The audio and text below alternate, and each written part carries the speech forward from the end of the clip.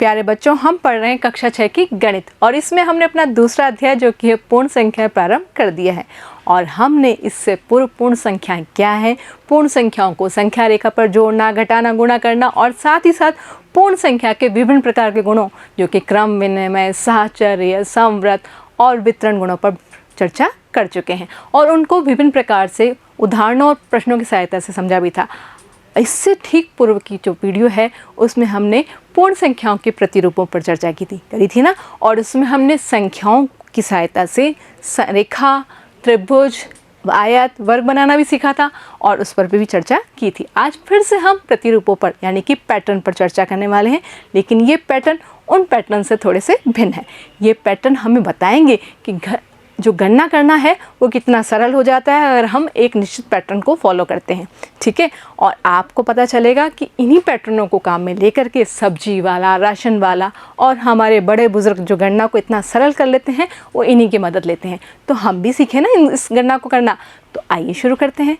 देखिए, हमने जो उदाहरण लिए हैं वो हमारी पाठ्य पुस्तक में से ही लिए हैं ताकि आप उससे इसको लिंक कर सकें और फिर जब दैनिक जीवन में ज़रूरत पड़े तो आप इसका फ़ायदा उठाएं, ठीक है ना। तो देखिए, हमने जो लिखा है प्रतिरूपों को देखना, पहले हम देख करके समझेंगे और फिर निष्कर्ष निकालेंगे और उस निष्कर्ष से हम खुद उस चीज़ को अप्लाई करते जाएंगे। अगर आप ध्यान से देखें तो मैंने ABCDE कुल 5 उदाहरण लिए हैं, जिसमें कुछ तो किताब के हैं, कुछ हमने एक्स्ट्रा लिए हैं और इन सब में 117, 117, 117, 117, 117 को फिक्स कर दिया है ताकि संख्या आपको पता चले कि अगर कोई भी संख्या है तो उसके साथ हम अगर संख्याओं को जोड़ते हैं या घटाते हैं तो गणना को कैसे काम में लिया जाता है। देखिए, यहाँ पर 9, 9 केवल 9, 9 यानी कि अंक 9 जोड़ रहा है, अंक 9 घट रहा है, फिर 99 जुड़ रहा है, 99 घट रहा है, अर्थात 9 की मात्रा में बढ़ती जा रही। यानी कि अगर हम देखें मोटे तौर पे तो हम यहाँ पर संख्या 9 जो कि 10 के पास है उसको जोड़ना और घटाना सीख रहे हैं, ठीक है ना। तो ये कितना सरल हो सकता है अगर हम इसको एक निश्चित प्रतिरूप में, एक पैटर्न में काम में ले तो देखिए कैसे हो सकता है। 117 में 9 को जोड़ना है तो 117 में 9 को अगर हम जोड़ने बैठेंगे तो ये 117 लिया और फिर 9 जोड़ा, 9 में 7 हंस लगी 16, फिर 1 जोड़ा और बन गया 126, ठीक है। थोड़ा सा हमें कॉपी पेन को उठाना पड़ा या थोड़ा सा दिमाग लगाना पड़ा, लेकिन अगर इसकी जगह हम वही पैटर्न जो हमारे बड़े बुजुर्ग काम में लेते हैं वो काम में लें तो क्या होगा। वो पैटर्न ये होगा कि जो 9 है वो हमारे 10 के ठीक पास की संख्या है। ऐसा हम 8, 7 पे भी कर सकते हैं, फिलहाल हम 9 पर अप्लाई करके दिख रहे हैं, ठीक है ना। मान लीजिए कभी आपको 8 जोड़ने का मौका मिलता है या आपको 7 जोड़ने का मिलता है जो 9, 10 के आसपास की हैं, ठीक है ना। ऐसे ही कभी 99, 97, 98 जो 100 के आसपास की संख्या था वो इस तरह की प्रतिरूपों को सोच करके पालन कर सकते हैं। तो यहाँ पर जब 9 को जोड़ना है तो हम क्या करेंगे, सीधा 10 को जोड़ देंगे, ठीक है। और 10 चूँकि एक ज़्यादा जुड़ गया है तो एक तो वापस लेना पड़ेगा ना, तो एक हम घटा देंगे। तो यहाँ पर वही हुआ है, 117 में हमने 10 को जोड़ दिया है और एक को घटा दिया है, ठीक है ना। और 117 में 10 जोड़ते कितना बन गया, 127 और एक घटाते कितना हो गया, 126, ठीक है ना। तो अभी फ़िलहाल के लिए आपको थोड़ा सा बड़ा लगा होगा, लेकिन जैसे जैसे हम इसको मौखिक चलन में ले आएंगे बहुत सरल होने वाला। देखते चले आप। अब 117 में से 9 को घटाना है, 9 को घटाना है तो वही 10 के पास वाली संख्या है। तो चूंकि हमें 9 को घटाना है तो हम बेहतर रहेगा कि हम इसमें क्या कर दें, 10 को घटा दें, ठीक है। और चूंकि 10 एक ज़्यादा घटा दिया है तो एक को हम जोड़ देंगे। भाई एक्स्ट्रा घटाया है तो उसके घटाने की भरपाई तो करनी होगी ना, तो एक को हम जोड़ देंगे। देखिए, 117 में से 10 घटा दिया और एक को जोड़ दिया। पूर्व में एक को घटाया था, अब की बार एक को जोड़ दिया है। तो 117 में से 10 तो सिंपल घटते हैं, 17 में से 10 घटे कितने बचे, 7, यानी कि 107। और इसमें क्या करना, हमें एक जोड़ना, तो क्या बन गया 108। अब और देखते चलते हैं। अब 117 में 99 जोड़ना है। अब मैं आपको मौखिक बताती हूँ। 117 में 99 जोड़ना है तो अब हम क्या करेंगे ऐसे में, बिल्कुल हम क्या करेंगे ऐसे में 100 को जोड़ेंगे। तो 117 में 100 जोड़ते क्या बन गया, 217, ठीक है ना। और चूंकि एक ज़्यादा जोड़ा था तो एक घटा देंगे, तो 217 में से एक गए तो 216। अब ऐसे में हमें ये सब करने की ज़रूरत नहीं है, हमारे तो मौखिक उत्तर आना शुरू हो गया है, ठीक है ना। अब आप देखें, 117 में से अगर 99 घटाने हैं तो मुश्किल हो जाएगी ना, थोड़ा सा कॉपी पेन लेके बैठना पड़ेगा। अब हम वही हमारा प्रतिरूप वाला एक निश्चित पैटर्न काम में लेने वाले हैं। अब हम 117 में से 99 ना घटा के कितने घटाने वाले हैं, बिल्कुल 100 घटाने वाले हैं। तो 117 में से 100 घटाने पे कितने बचे, बिल्कुल 17 बचे, लेकिन एक हमने ज़्यादा घटाया है तो हम एक वापस जोड़ देंगे, जो कि बन जाएगा कितना, 18। आ रहा है ना। अब हमें पीछे देखने की आवश्यकता नहीं है, और अगर आप पीछे देखेंगे भी तो अगली बार मैंने तो उत्तर लिखा ही नहीं है, ठीक है ना। अब तो आपको मेरी मदद करनी ही होगी। तो देखिए ऐसे में 117 में कितने जोड़ने हैं, 999। अब आप बताएं, मैं 999 जोड़ने के बजाय इसमें क्या जोड़ना पसंद करूँगी? बिल्कुल मैं जोड़ूंगी इसमें 117 में कितने जोड़ूंगी, 1000। ठीक है, क्या 1000 जोड़ना सही है? नहीं, हमें इसमें से एक कम करना होगा, ठीक है। और जब 117 में 1000 जोड़ेंगे तो कितना होने वाला है? बिल्कुल 1117, ठीक है। और ऐसे में हमें क्या करना है, एक कम करना है, तो वो बन जाएगा 1116, ठीक है ना। अभी तो चूंकि मुझे लिखना पड़ा, मौखिक तो मैं बता देती कि 1116 आने वाला है। तो इसी प्रकार से आप जब कभी भी कोई संख्या जो 10 या 100 या हमारे 1000 के आसपास की संख्या है, तो जितनी संख्या वो कम ज़्यादा है उतना जोड़ घटा करके आप आसानी से कर सकते हैं। ये तो बात हुई जोड़ और घटाने की। ऐसा हम गुणा भाग में भी कर सकते हैं। आइए देखिए प्रतिरूपों को देखना। तो यहाँ पर पे है 84 × 9।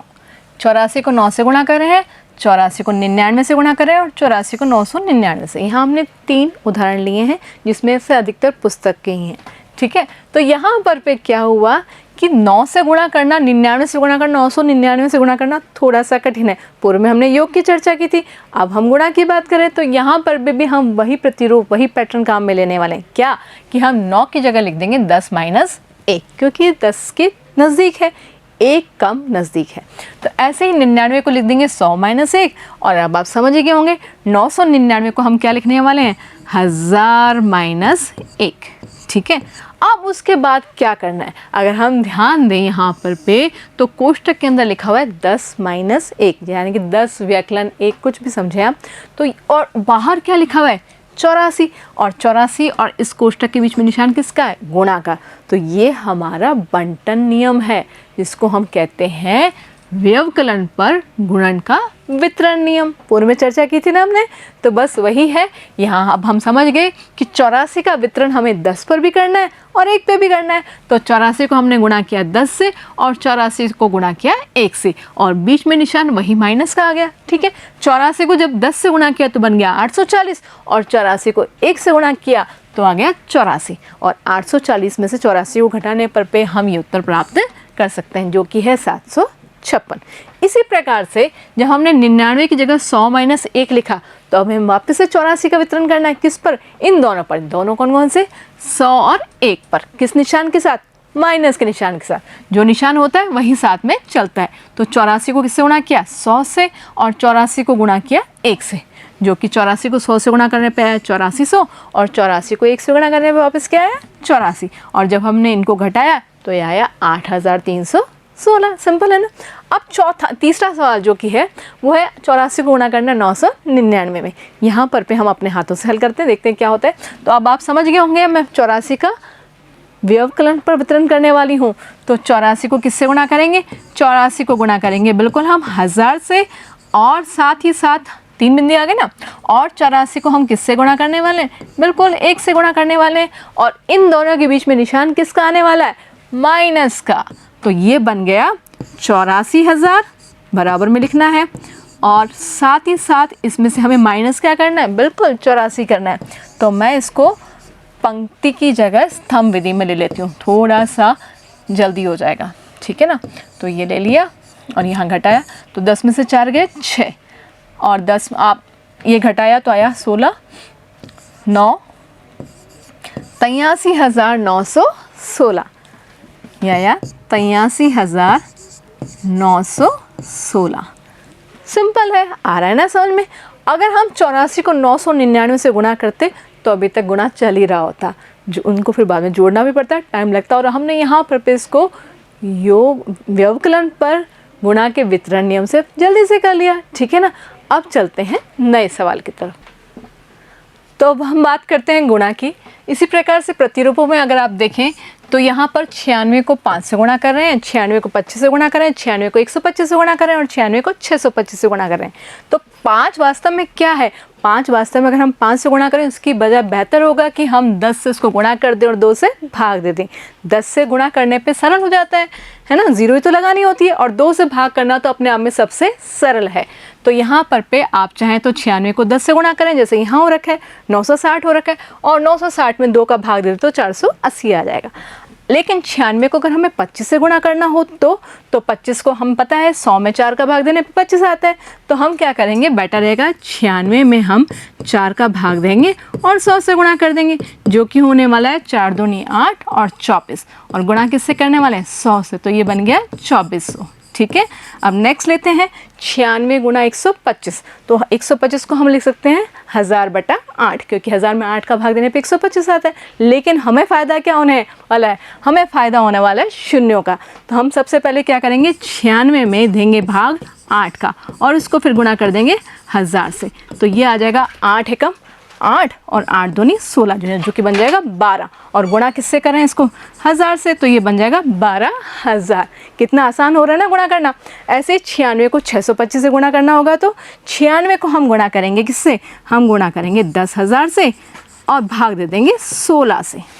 ठीक है, और 16 अगर ध्यान दें तो यहाँ पर पे 10 के एक एक शून्य बढ़ती जा रही है, 100, 1000 और यहाँ पे 10,000, और नीचे उसी हिसाब से 2 का गुणा होता जा रहा है। देखें 2 और 2 2 बार गुणा हो रहा है तो 4, 2 3 बार गुणा हो रहा है तो 8, और 2 4 बार गुणा हो रहा है तो 16 हो रहा है। तो इसमें हम क्या करेंगे, 96 में 16 का भाग देंगे और 10,000 से इसको गुणा करने वाले हैं। तो मेरे को तो 16 का पहाड़ा आता है, तो 16 छिके 96 होता है, नहीं तो आप तो भाग दे दीजिएगा।